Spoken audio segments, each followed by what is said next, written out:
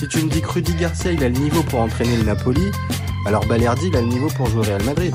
De Laurenti pense que le mec, il dépense 1 euro, il meurt. Guardiola, meilleur coach de l'histoire, c'est même pas le meilleur coach de l'histoire du Barça. Il faut arrêter avec Payet, c'est un grand joueur. Marquinhos, capitaine du PSG? Non mais arrête, il a le charisme d'une nuit. Raphaël Leao du Milan AC est une immense fraude. Alex Ferguson, c'est juste un Giroud qui a eu beaucoup de moyens, c'est pour ça qu'il a réussi. Elle a dit Diouf, c'était pas partie des légendes du foot, voilà. Si t'enlèves le championnat anglais, allemand, espagnol, italien, portugais, lituanien, la Ligue 1 c'est le meilleur championnat européen. Salut à tous, je suis super content de vous retrouver pour un nouvel épisode du FC Copain. Alors, pour m'accompagner aujourd'hui, je suis avec Serge. Salut mon copain. Salut tout le monde. Alors, aujourd'hui, on va faire quoi? On va se faire un bon vieux à son prime, tu choisis qui? Alors, comme c'est précisé un peu derrière moi, on va avoir d'un côté Carles Puyol et de l'autre Jaap Stam. Bon, assez logiquement, j'ai payé mon maillot des Pays-Bas, donc je vais défendre l'ami Jaap Stam, pendant que Sergio, lui, va défendre l'ami Carles Puyol. Toujours OK, mon copain? Ouais. Oui, je suis ouais, Carles Puyol, oui. Bon, pour préciser juste à ceux qui n'auraient pas vu les précédentes vidéos, pour vous expliquer un peu comment on procède. Première partie, on s'attarde sur les stats. Donc les stats en club, les statistiques en sélection nationale et le palmarès. Donc on confronte ça dans une première partie. Et dans la seconde, on fait plus de la sensibilité foot, où on va s'attarder sur d'autres critères comme la régularité, la durée du prime, l'importance dans l'équipe et le charisme. Ça te va toujours, mon copain? Ouais, toujours. Allez, bon, alors moi je commence avec les stats en club pour Jaap Stam. Moi ça fait 495 matchs, 22 buts, 12 passes décisives. Et j'ai la petite info, j'ai 3 cartons rouges. Là, ça donne quoi du côté de Carles Puyol? Ben, j'ai 682 matchs en club. Ah ouais. 25 buts, 14 passes décisives. Et en sélection nationale, 100 matchs, 3 buts. Ok, on va garder la sélection nationale. Sachant que le bonhomme, bon, on en parlera après. Le bonhomme, il faisait juste 1m78, quoi. Bon, ouais, donc pour un défenseur, on va justement, c'est bien, ça va pouvoir nous permettre un petit peu de rentrer dans les caractéristiques des deux joueurs. Donc, on a d'un côté, juste là, en regardant un peu les stats, comme tu m'as dit, 680 matchs, c'est ça? 80, ouais, 680. Donc, il y a quasiment 200 matchs de plus pour l'ami Carles Puyol. Parce que moi, j'en ai 495. Si tu as compté tous les matchs en carrière, oui. Moi, c'est juste les matchs en club, 182 plus 100 matchs en sélection. C'est ça. Donc, ça veut dire 200 matchs en plus en club. Donc, ça veut dire que mine de rien, avant même qu'on s'arrête sur la sensibilité foot, on voit bien qu'il y en a un qui a été un peu plus régulier. Puisqu'il y a plus de 200 matchs, quasiment 200 matchs en plus. Par contre, au niveau des stats, bon, allez, on commence un petit peu. Mon poulain a marqué un peu plus que le tien quand même. Parce que moi, j'ai 22 buts en 495. Et toi, t'as combien de buts? 25, calme-toi. Ouais, 25, ouais, mais t'as 200 matchs de plus. Donc, au final, au final, il y en a un, je suis pas très fort avec les chiffres. Normalement, ça, c'est plus ta partie. Là, pour le coup, il y en a un qui a un meilleur ratio. Oui, mais c'est pas ce qu'on leur demande. Alors là, on est vraiment sur les défenseurs d'une époque où, s'il y avait des spécialistes des coups de casque et autres, mais comme on l'a dit, Puyol, c'est un mec 78. Donc, C'est vrai. Mais il a quand même marqué, enfin, on voit quand même, on n'est pas sur deux défenseurs qui ont marqué un but dans leur carrière ou deux. On est sur des gars qui mettaient 2-3 buts peut-être dans la saison. Donc, ça reste quand même des gars un peu, qui se signalaient un peu là-dessus. Et après, tu l'as dit, pour le profil, t'en as un qui, mine de rien, fait 1m78. Pendant que l'autre fait un peu plus d'1m90. Bon, c'est peut-être plus simple là pour le coup pour mon poulain pour arriver à marquer des coups de tête sur coup de pied arrêté que pour oui, il y en a un qui a des points un peu plus, quoi. Bon, voilà. Maintenant, il y a une autre particularité si on regarde les stats en club pour les deux joueurs. Bon, il y en a un qui fait 8 clubs. Donc il y en a 4 aux Pays-Bas, Manchester United, la Lazio et le Milan. Donc ça fait 5 même aux Pays-Bas, PSV et Ajax, alors que toi de ton côté Carles, il est venu au Barça depuis 95. Il a commencé en 99. Et oui, c'est 20 ans au club. Bon, ça va. Sachant qu'on peut parler peut-être de la meilleure. Ouais, ça pourrait faire l'objet d'un débat, mais peut-être la meilleure équipe de l'histoire de club. Bon, c'est plutôt l'équipe 2011. Bah ouais, l'équipe 2011. Est-ce que c'est encore lui le capitaine? Ben, 2011 avec Guardiola? Ouais, aussi, quand même. Si, ouais. Je pense que si, c'est quand même lui. Donc bon, en tout cas sur les stats pures, un avantage sur le nombre de matchs disputés pour Puyol. Stam qui marque un peu plus, mais bon voilà, on va pas se mentir, c'est pas non plus, il y a pas non plus un gros écart. Par contre, si on regarde les stats en sélection, là tu m'as dit 100 sélections pour ok, sans sélection 3 buts, alors que moi, là, c'est pareil. Bah, il y en a moins du côté de chez Jaap Stam, 66 sélections, 3 buts. Donc, encore une fois, il y a même une longévité en club, on vient de le voir, mais. Ah oui, il y en a un qui a fait quasiment un tiers de carrière en plus, quoi. Donc, ouais, c'est ça. Et, on l'a vient de le dire, dans un club qui, à ce moment-là, en tout cas, est au centre de toutes les attentions, c'est pas le cas d'un Jaap Stam qui, à certains moments, je pense à sa période quand il passe à la Lazio après Manchester United. C'est déjà la Lazio qui commence déjà à avoir des problèmes financiers, et qui ne remporte plus de titres à part une Coppa. Et après, il est obligé de partir au Milan pour se relancer. Mais mine de rien, il fait que 2 ans au Milan. Il repart derrière à l'Ajax. Il n'y a pas cette continuité qu'on peut avoir chez un Puyol. Et encore plus en sélection. En sélection, Puyol, t'as l'impression qu'en fait, il est rentré dans la sélection et il est reparti que quand il a arrêté la carrière, en fait. Alors que Stam, j'ai pas l'impression. Alors que Stam, j'ai pas cette impression. Il fait même pas 2012, hein, Puyol, là. Ouais, il se blesse. C'est ce que j'ai vu dans les stats, c'est qu'en fait, il est blessé, en fait, il est blessé pendant le truc, mais il est même pas champion d'Europe. Non. Il est pas champion d'Europe. Donc, plus de continuité. Et puis après, mine de rien, il est quand même aussi le capitaine. Alors, c'est lui le capitaine? C'est un des capitaines emblématiques, alors qu'il y a, c'est sûr, ou il y a Casillas, quand même? Ouais, c'est à ça que je pense. Non, pour moi, c'est Casillas. Non, je pense que c'est Casillas 2008. Ouais. C'est Casillas, ouais. Casillas. Hein. Donc bon, après, on vient de le dire. C'est un joueur emblématique et c'est un joueur majeur dans la sélection espagnole.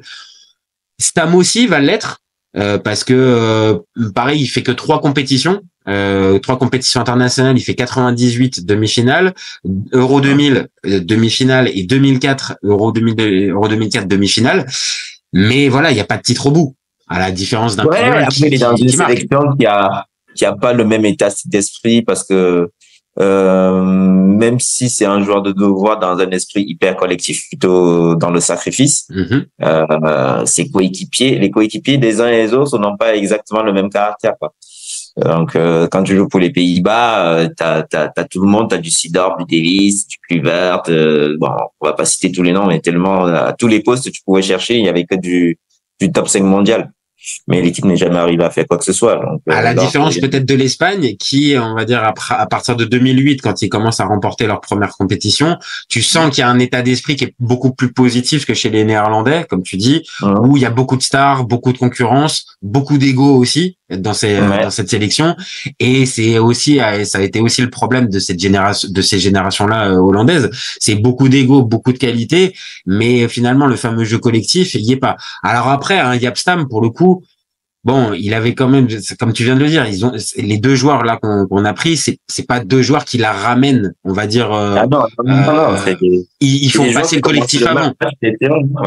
Ils font passer le collectif. Maintenant, c'est vrai que il y en a un qui a la chance, Puyol, d'être dans 2 générations qui sont un peu dorées, c'est-à-dire du côté du Barça et du côté de l'Espagne, alors qu'un Jaap Stam, tu sens que c'est un peu plus besogneux et que dans les équipes dans lesquelles il a évolué, bah il a pas eu la même chance. Après, c'est peut-être même la culture du jeu. Ouais, il a évolué dans des effectifs où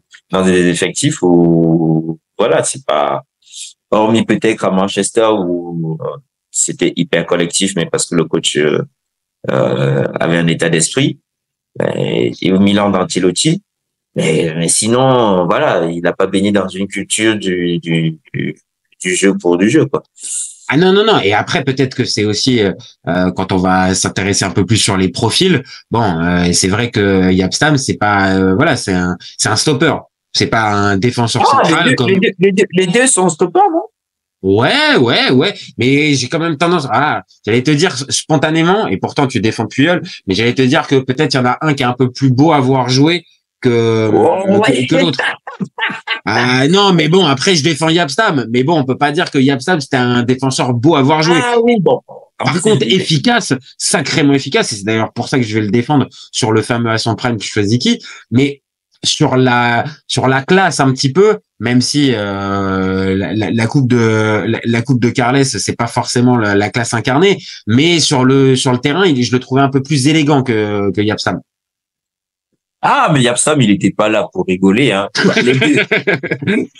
Les deux, ils étaient pas alors, le truc, c'est que Puyol, c'est vraiment l'archétype du mec qui s'est bagarré pour être pro. Tu sens que, voilà, il s'est donné les moyens, il a jamais lâché, c'est l'état d'esprit en premier.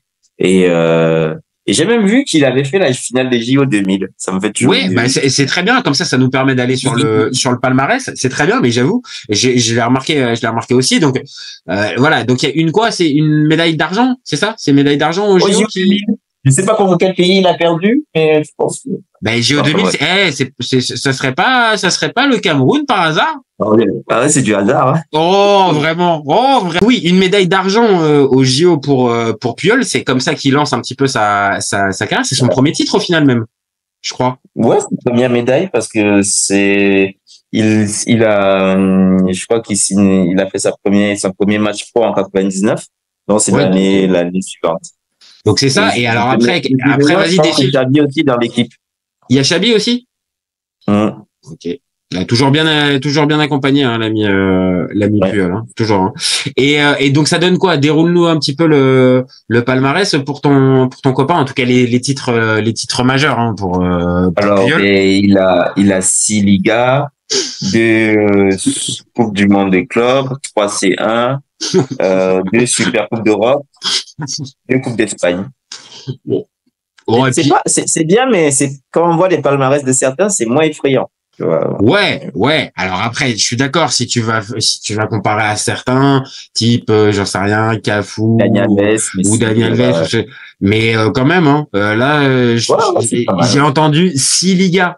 6 Ligas, donc on parle quand même la Liga dans les années 2000. Faut aller se taper hein, pour aller la remporter. Et puis, mais il avait quand même il avait un an dans l'équipe, c'est plus simple de gagner les Ligas. Oui, c'est sûr qu'avec le mec qui te simplifie tout, oui, c'est sûr, c'est plus facile. Maintenant, là où c'est quand même assez fort, t'as réussi à nous faire le palmarès, mais en nous précisant même pas qu'il avait gagné 1 euro et une Coupe du Monde. Mais c'est pas grave. C'est pas grave. Après tout, il en a déjà pas mal, l'ami Carles. C'est ça. Parce que moi de mon côté, c'est quand même un peu plus léger. Il y a quand même du palmarès, mais c'est un peu plus léger. Moi, j'ai 3 premières ligues, donc c'est pas mal. J'ai une Coupe du Monde des clubs aussi. J'ai une C1. J'ai 2 titres de champion des Pays-Bas, des Super. Il a qu'une seule C1. Et il a qu'une seule C1. Il est pas là en 2003. Il vient l'année d'après. Non, il est à la Lazio à ce moment-là. Ah, il vient l'année d'après. Il arrive qu'en 2004 et il repart en 2006. Et donc, il fait la fameuse finale, la fameuse finale contre Liverpool, le 3-0, 3-3. Donc, malheureusement, il joue 2 finales de Ligue des Champions, mais il en remporte qu'une seule. Et, c'est un peu là le problème, je pense, pour pouvoir, après même élargir sur la sensibilité foot, c'est que, Yapstam, il y a trop peu. Malheureusement de titres. C'est-à-dire que là, toi déjà, tu me dis pour un Puyol, bon, c'est pas mal, mais c'est pas aussi impressionnant que là. Au final, comme je viens de te dire, Yapstam, il y a quoi? Il y a 3 premières ligues et une Ligue des Champions de notable. Sinon, il y a rien de notable. Ouais, après, Puyol, il s'est imposé à une époque où les défenseurs, ils étaient quand même de notre acabit. Oui. J'ai rien contre mais même Puyol, tu vois, Puyol, Puyol, tu commençais pas le match, tu avais peur de lui. Ah oui. Après, tu savais que tu avais un chien de la casse qui allait être sur tes côtes. Oui, il a des pattes là-dessus, mais tu savais que, je sais pas, des Drogba, même, Eto'o avant d'arriver au Barça, on t'a Puyol sur le dos. Tu sais que, bon, le truc, c'est que tu vas pas toucher beaucoup de ballons. Mais si on te le met en 1 contre 1, bon. C'est pas le plus impressionnant. C'est peut-être pas le plus. Oui, mais même dans les qualités défensives pures, voilà, c'est un mec qui lâchait pas et qui était toujours bien placé, qui était plutôt intelligent. Mais c'était plutôt la philosophie du Barça qui l'a servi, comme la philosophie de l'équipe d'Espagne. Peut-être, t'as raison. Peut-être que son physique, comme t'as dit, le 1m78, c'est pas commun pour un défenseur central. Encore plus maintenant, là, c'est quasiment impossible de pouvoir retrouver des défenseurs de cette taille-là. Mais c'est aussi peut-être parce que la philosophie et la tactique de jeu des équipes dans lesquelles il a évolué lui permettait de pouvoir avoir ça. C'est vrai que si tu as une équipe qui joue à 20 mètres de ses buts et qui joue bloc bas, bah peut-être que Puyol, il va peut-être moins te servir. Non, mais Puyol, il n'existe pas, là, si tu fais ça. Alors que à l'inverse, là, pour le coup, si c'est dans un schéma comme ça, bah là, mon poulain Yapstam, il va te servir parce que là, dans les 20 derniers mètres, tu mets un Yapstam au top de sa forme. Mais c'est un rock. Là, il y a personne qui passe. Hein. Là, il y a strictement personne qui passe. Hein. Donc, c'est peut-être ça. C'est-à-dire que l'un comme l'autre ont pu faire leur carrière avec leur physique différent, mais aussi parce ils se sont retrouvés dans des équipes qui ont un peu sublimé leur qualité. Surtout que Yapstam, il était polyvalent. Tu vois, il pouvait jouer latéral droit. Un peu comme Thuram a fait latéral droit à une époque où on ne demandait pas spécialement latéral. Je suis d'accord. Maintenant, je le vois plus, tu vois, à la limite comme troisième central à droite, plus qu'en vrai latéral droit. C'était ça à l'époque, hein. Quand tu regardes bien les équipes, quand tu analyses, t'avais un latéral gauche souvent, comme par hasard, qui était touriste, à qui on autorisait les montées, les armbrotas et tout. Et le pendant à droite, tu restais bien chaud. Tu te recentrais, et ce qui faisait que quand tu avais tes deux milieux, du moins tu avais ton milieu défensif strict et tes deux milieux un peu prudents, et avec un 10, tu pouvais jouer comme ça. Voilà, limite en phase offensive, tu passais à 3 devant parce que ton latéral, il avait déboulé et il faisait son Lizarazu. Et tu sais que de là, ce que tu es en train de me dire, c'est un peu la philosophie de Didier Deschamps en 2024, hein, qui continue de mettre Koundé à droite pour solidifier et Théo Hernandez à gauche parce qu'il sait qu'il va pouvoir mais sauf qu'il a brûlé Théo à l'Euro, quoi. Je suis bien d'accord, mais dans l'esprit, c'est ça. Maintenant, on est d'accord, Deschamps avec une philosophie encore plus restrictive, mais dans son esprit, c'est ça, je laisse un couloir un peu libre et de l'autre côté par contre je bétonne. Donc à l'époque oui, je pense qu'un Sir Alex mais cette analysé c'était carrément ça parce que tu regardes le Milan, tu regardes la Juve,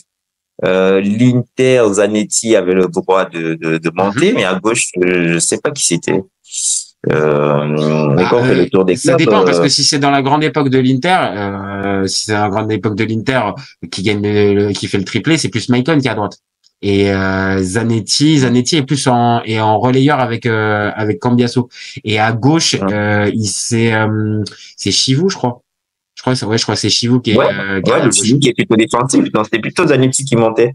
Et oui. Non, mais après, je vois, encore une fois, c'est-à-dire que dans cette époque-là, en plus, voilà, là, eux, c'est même plus, enfin, Stam, c'est plus, début des années 2000, hein. Puyol a pu aller plus, c'est l'époque des grands attaquants et l'époque des grands défenseurs. Parce que tu commences le match, t'as Stam sur le dos, mais en face, t'as du Crespo, t'as du... Ah oui. C'est-à-dire qu'il y a vraiment duel. C'est-à-dire que, ok, t'as un défenseur rugueux et sur lequel tu sais très bien que, putain, il va falloir vraiment que tu t'arraches. Mais de l'autre côté, t'as des sacrés talents. Tu l'as dit, des Crespo, des Ruud van Nistelrooy.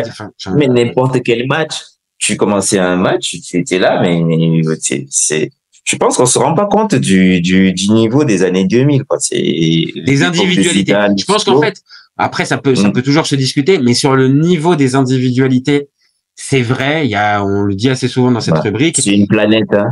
Ça n'a rien à voir. Il y a le sentiment qu'il y avait plus de gros joueurs. Ça veut pas dire qu'il y en a plus, ça veut pas dire que le football avant était mieux forcément. C'est juste que sur le nombre de gros joueurs, oui, il y en avait quand même, j'ai l'impression quand même un peu plus. Quand le 50 du Ballon d'Or, par exemple. Imagine l'équipe Arsenal des Invincibles de nos jours, quoi.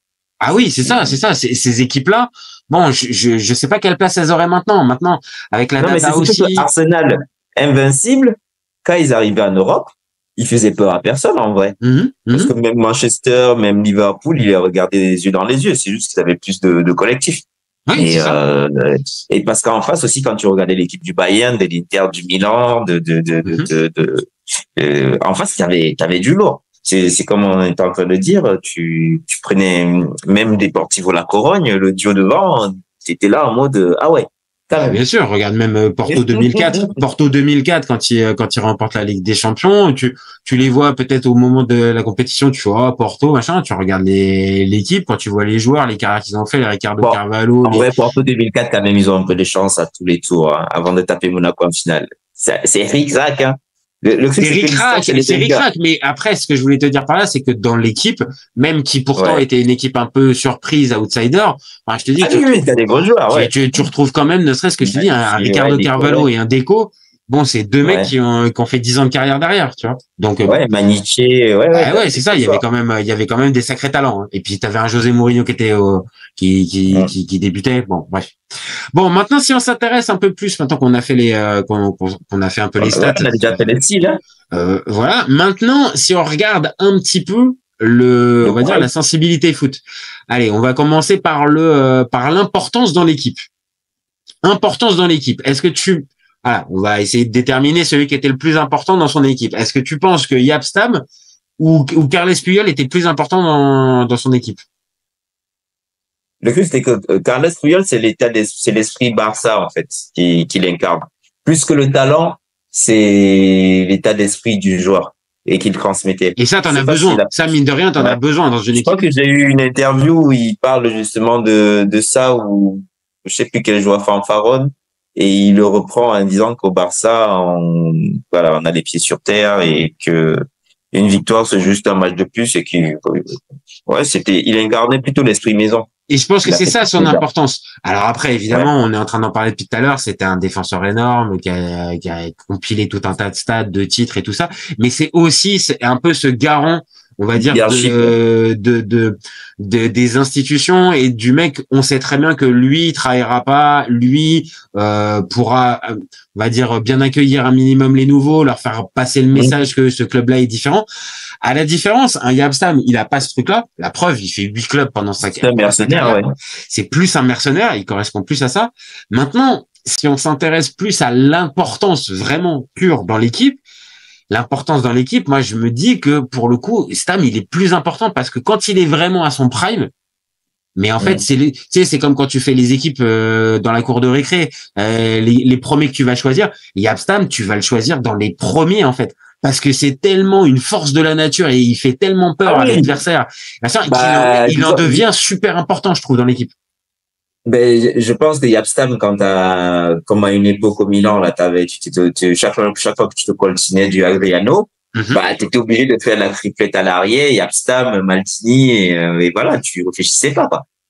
Mais ça, tu réfléchissais pas, tu mettais les trois, parce que t'avais besoin des trois. Mais c'est les défenseurs qu'il y a plus de nos jours où parce qu'il n'y a pas les profils d'attaquants aussi. Oui, peut-être aussi, c'est ça. Voilà.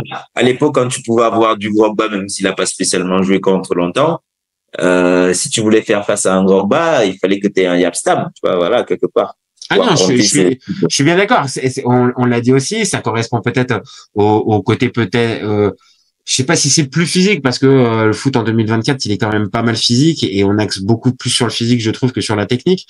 Disons que le foot en 2024, on axe vachement sur la vitesse d'exécution.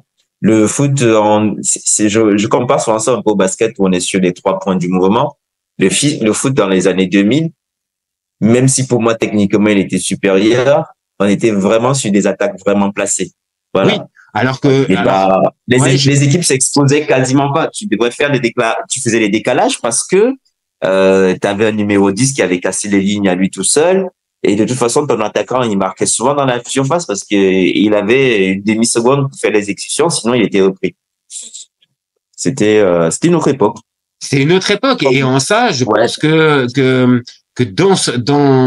dans ce critère-là encore une fois d'importance dans l'équipe, je pense que Stam est un poil au-dessus. Encore une fois, de toute façon, on est sur deux joueurs de très très haut niveau. Donc après, ça se joue. Si je devais noter sur 10, je sais pas, je mettrais peut-être 9 sur 10 à Stam et 8 sur 10 en importance dans l'équipe à Puyol. De pas beaucoup, mais voilà. Par contre, si on va parler pareil de charisme, je sais pas, tu vois, parce que Jaap Stam, ok, sur le terrain, il fait peur. Maintenant, en soi, Bon, dans les interviews et tout ça, je te dis pas que c'est un bébé, hein. Mais bon, c'est pas un mec qui foutait le bordel. J'ai pas la. Ah non, c'est le mec qui venait avec le foot, ça a été un travail pour lui, je pense, hein, parce qu'il arrête quand même. Il est né en 72, non, de mémoire comme ça. Ouais, il arrête. Et mine de rien, il arrête assez tôt comparé à un Puyol. On l'a dit pour les stats et tout ça. Ouais, il arrête en 2007. Donc bon. D'ailleurs, il arrête à l'Ajax. Tiens, attends, arrêtons-nous 2 secondes sur ce point-là. Il arrête à l'Ajax. Comment un mec comme Yabstam peut se retrouver à l'Ajax? Non, Moi, ça me choque pas parce que j'ai l'impression que tous les Hollandais, ils font ça. Ils finissent à la maison. Oui, mais finir à la maison, sachant que c'est un gars du PSV et qui a joué tout le temps au PSV, et Ajax, il y a quand même aussi le côté un peu... Ah non, j'ai vu, il a commencé à Zwolle. Je sais pas si on Zwolle, oui, t'as raison, il y a Zwolle, il y a Cambuur, après Willem II, le PSV, mais qui termine à l'Ajax. Bon, déjà, comme je te dis, c'est un joueur un peu emblématique du PSV des années 90, mais alors aller à l'Ajax avec estampillé un peu beau football... Bon, Yabstam, on va pas se mentir, hein, c'est pas je le défends, hein, mais c'est pas le défenseur le plus élégant qui était sur le terrain, tu vois. Oui.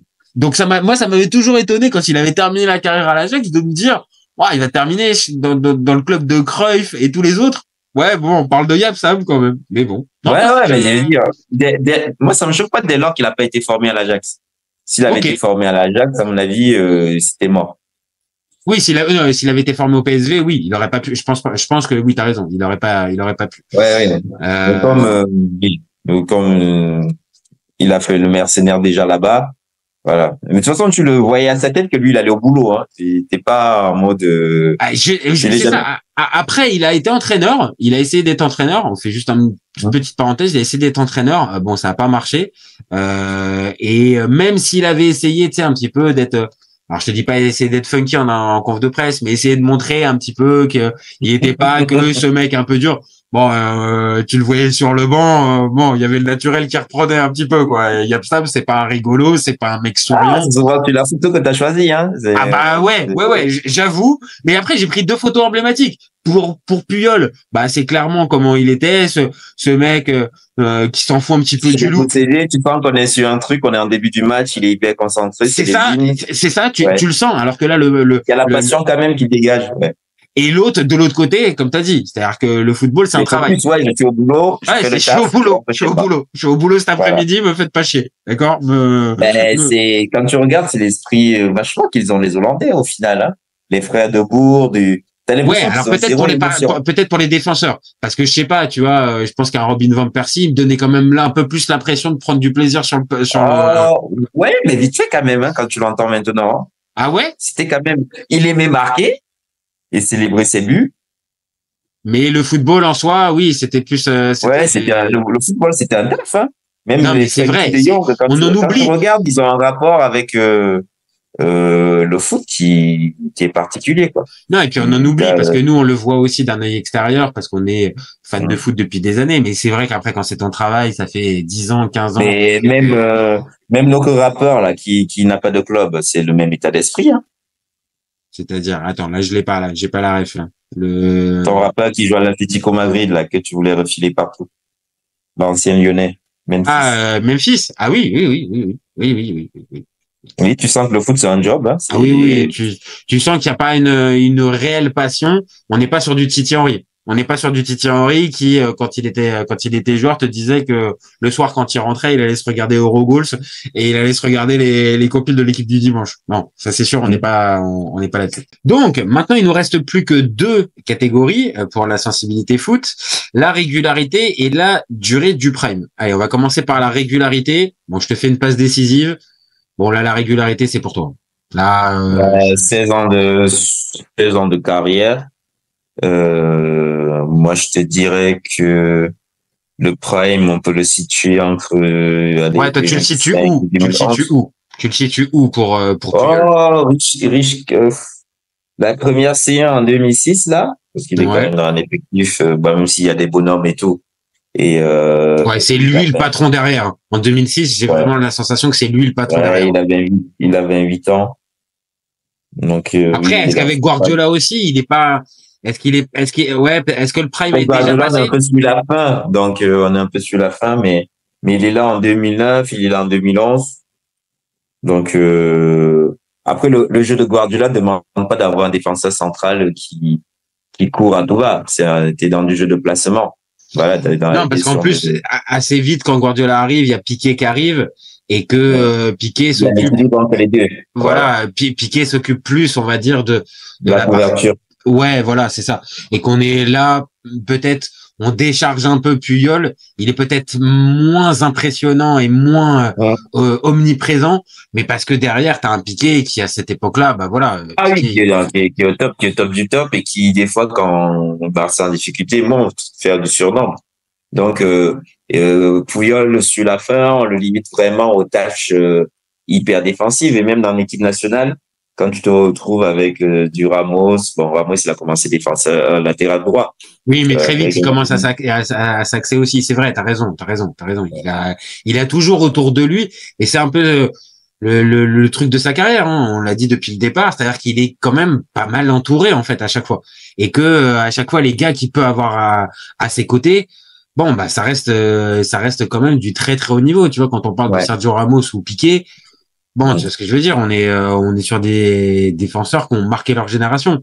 Ah oui, c'est ça, multigénérationnel même, parce que Piqué, on a beau dire, Piqué, c'est. Ah bah oui, faut pas garder Piqué les deux dernières saisons, les 2-3 dernières saisons où il est vraiment derrière, il est en dessous. Donc oui, si on regarde bien, Piqué, c'était ce qu'on disait. Piqué, ça reste quand même un grand défenseur et qui a pu accompagner un mec comme Puyol pendant toute sa fin de carrière. À la différence, Jaap Stam, tu vois, moi quand par exemple je suis obligé de regarder, bon, on l'a dit, régularité. Bon, c'est pour ton copain, il y a pas de débat. Par contre, sur la durée du prime, moi, c'est beaucoup plus court. Moi, j'ai la sensation. Et pour moi, ça se divise en deux parties pour Jaap Stam. Il y a la partie Manchester, où pour moi, il est, on l'a dit un petit peu, c'est-à-dire ce défenseur qui est craint, qui est redouté, athlétiquement, qui est vraiment ultra solide, parce que c'est pas qu'une armoire à glace. Il pouvait aussi tenir certains attaquants. Je te dis pas les plus rapides, mais il pouvait tenir tout un tas d'attaquants quand même à un minimum au sprint. Donc il a ce côté-là à Manchester, et je trouve qu'après sa carrière, le choix de la Lazio, c'est une réalité, c'est pas bon, parce que il est dans une équipe qui commence un petit peu à patiner, et au final il gagne qu'une Coppa Italia là-bas, et après il revient au Milan. Alors oui, évidemment, il va participer à cette finale de 2005 et il va être dans cette équipe entouré des Nesta, des Maldini, des Cafu, bien sûr. Mais mine de rien, on l'a dit tout à l'heure, il loupe la Ligue des Champions 2005. Il a qu'une seule, une super coupe d'Italie avec le Milan. Donc il marque. Voilà, c'est-à-dire que son prime, pour moi, il est vraiment époque Manchester, et même même quand il est à Milan et qu'il reste, voilà, un défenseur vraiment, encore une fois, de haut niveau, mais il est en dessous de ce qu'il a pu faire à Manchester, et pour moi, il est en dessous où les gars à côté sont tellement forts que tu le. À Milan, oui, mais à la Lazio, il se retrouve, alors certes, la première saison avec Nesta, qui retrouvera après par la suite à Milan, mais après, il se retrouve avec des Mihailovic, des Favali, des Pancaro.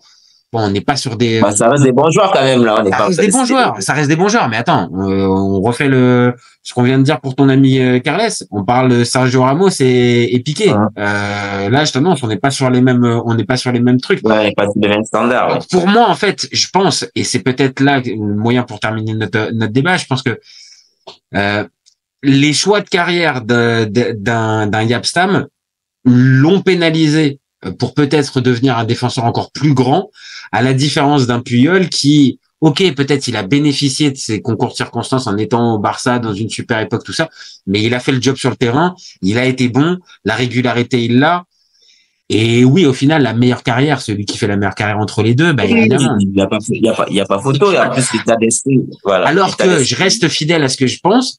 Sur le prime pur, vraiment, quand on prend la version la plus élevée des deux joueurs, là où ils ont été vraiment, on va dire, sur 6 mois, 1 an, ou peut-être 2 ans, peut-être, je pense que Stam a un niveau supérieur. Maintenant, oui, mais t'as qu'à voir, même pour les gamins on est des gamins de cette époque-là, on était des gamins à l'époque des années 90, fin 90. Quand t'allais jouer dans la rue avec les copains, le mec qui était impressionnant défensivement, tu t'appelais Jaap Stam, tu t'appelais Laurent Blanc, tu vois. Je suis d'accord. J'ai jamais connu quelqu'un qu'on a surnommé Carles Puyol, tu vois. Non, c'est vrai. Non, c'est vrai. Non, je suis d'accord. C'est vrai que même pour les gamins, t'as raison, ils s'identifient moins au rôle de défenseur avec un Puyol qu'avec un Stam. T'as eu du Laurent Blanc, t'as eu du Roch de Sailly, tu vois, il y avait des surnoms. Mais juste pour ça, c'est souvent ça a l'air basique comme ça, mais quand on donne pas un surnom à un joueur dans une équipe, c'est bien parce que je dis pas qu'il a rien de spécial, mais t'aurais mis un autre défenseur en équipe d'Espagne, je pense que ça passait. Déjà, t'aurais pu recentrer Ramos un peu plus tôt. Peut-être, c'est vrai, parce que Ramos, il commence latéral. Oui, je suis d'accord, et on le voit bien. Enfin, c'est sur les souvenirs que j'ai de Ramos en tant que latéral. Ok, il fait le taf, mais tu vois bien qu'en centrale, très vite, il est vraiment d'un autre niveau. Et le fait d'avoir un Puyol qui est pas de la même génération. Ni comme Ramos, ni comme Piqué. Bon, peut-être qu'à un moment donné, il reste peut-être un petit peu. Mais c'est là aussi on va dire le côté positif chez Puyol, c'est-à-dire que il s'est accroché sans être non plus, on va dire, le joueur un peu gênant, tu vois, qui termine à 39 ans et qui fait 2 matchs par an. C'est quelqu'un d'intelligent et de collectif, quoi. Il s'est pas accroché au truc. C'est ça. Il s'est accroché parce que c'est aussi un peu sa mentalité. On l'a dit pendant ce débat. Ça fait partie un petit peu de sa personnalité. Maintenant, c'est un joueur qui est resté un peu digne. Tu vois ce que je veux dire? Comparé à même un Piqué, où on a dit les dernières années, Piqué, il donne un peu la sensation qu'il fait la saison de trop. Puyol donne pas ça. Stam non plus, mais Stam normal parce qu'il termine plus tôt. Maintenant, c'est vrai que sur le fameux truc de prime pur, ouais, je reste sur mon truc. Stam était vraiment impressionnant. Stam, c'était le top. Malheureusement pour Puyol, je pense même pas qu'il ait jamais été top 5 de toute sa carrière, tu vois. On va pas c'est vrai. Et pourtant, c'est une époque qu'on a connue, mais c'est vrai. Après, on en revient toujours à ce point de concurrence et de densité au niveau des joueurs. Mais voilà, ne serait-ce que je pense juste spontanément à Italie Milan, t'as Nesta Maldini. Putain, on parle de joueurs énormes. Tu vois ce que je veux dire? Donc, tu l'as dit avec De Sailly blanc. Enfin, et tu peux aller par là, des Lucio, des gars, tu vois, des vraies références. Materazzi, quoi. Des Materazzi, des Walter Samuel.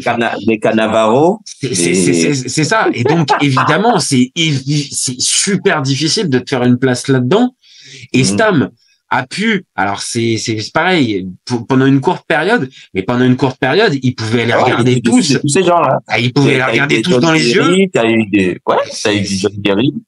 T'as eu du, oui, non, mais, si on va par là et qu'on fait pour chaque poste majeur la liste des joueurs que tu as dans les années 2000, vraiment juste tu te concentres sur les années 2000. Non mais c'est effrayant. Hein. Ouais non franchement non, il suffit juste en fait pour se faire une idée, il suffit juste pour ceux qui regardent la vidéo, regardez juste les classements de Ballon d'Or des années 2000 et vous regardez la liste des joueurs qu'on retrouve classé 16e, 18e, 22e, tu te dis mais attends, mais Del Piero il a fini 22e. Ah ouais, d'accord. OK, d'accord, OK, on parle de Del Piero, mais d'accord, OK, pas de problème. C'était logique. Donc forcément pour les défenseurs, il y a un peu ce côté-là. Donc pour Stam, moi je reste sur mon idée.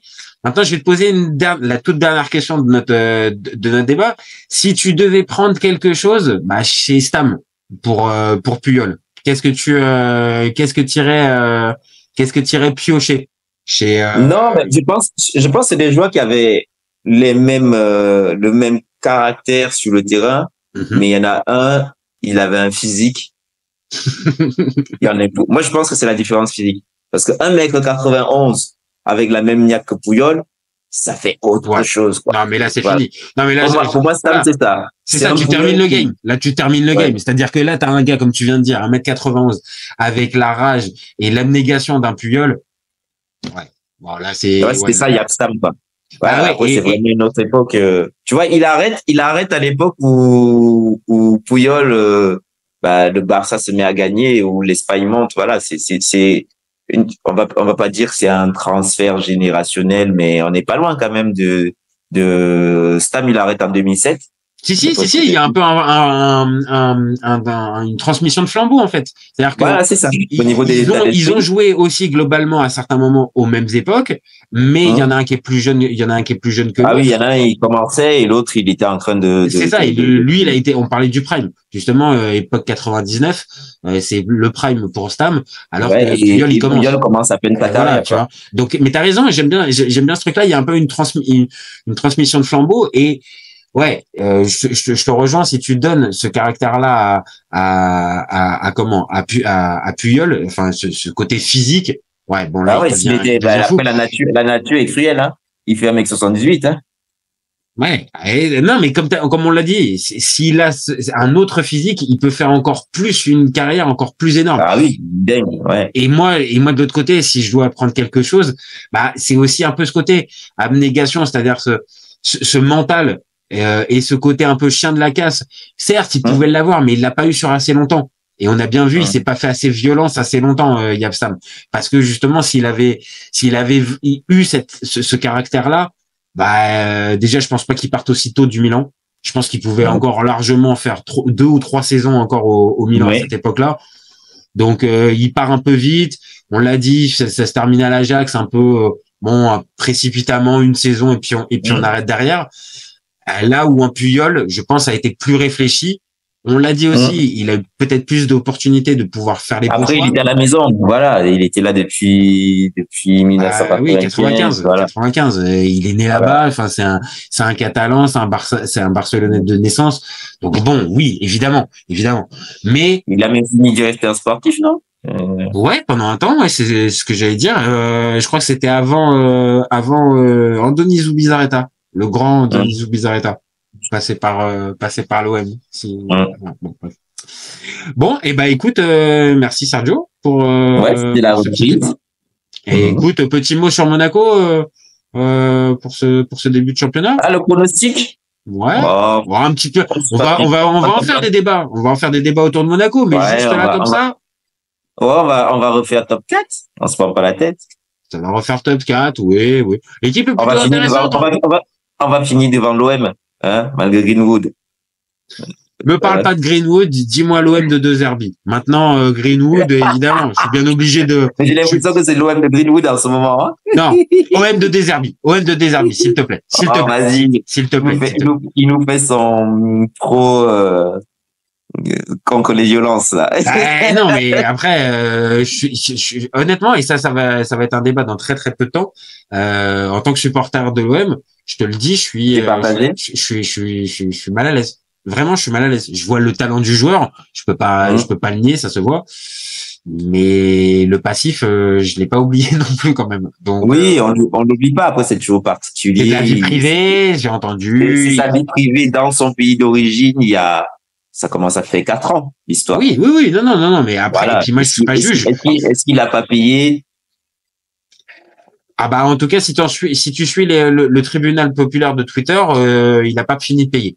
Il a pas terminé de payer. Oui, mais ce qui est fascinant, c'est que, on est, moi, écoute, tu sais quoi, le rendez-vous est lancé, on va faire ça dans les prochaines semaines. Donc, moi, je vais juste lancer le petit teasing. Comment est-ce que les supporters de foot arrivent, ou les supporters en général, arrivent à être plus exigeants envers des footballeurs que leurs responsables politiques? Voilà. Je lance ça comme ça au cas où. C'est pas mal. Ça fait un bon titre. Ça fait bizarre quand même, hein. Ça demande à Benzema de chanter l'hymne, mais Fillon, il peut voler dans les caisses et faire 20%. Enfin bref. On arrête là. Tu l'as placé. Je réagis pas, mais tu l'as placé et j'ai eu un sourire. Je n'en dirai pas plus.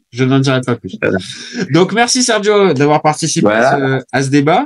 Bonne soirée tout le monde. Merci. Et puis, nous, on se retrouve très vite, pour un nouvel épisode. N'hésitez pas à nous donner vos avis, de liker, commenter, partager. Dites-nous si vous êtes plutôt team Carles Puyol ou team Yapstam.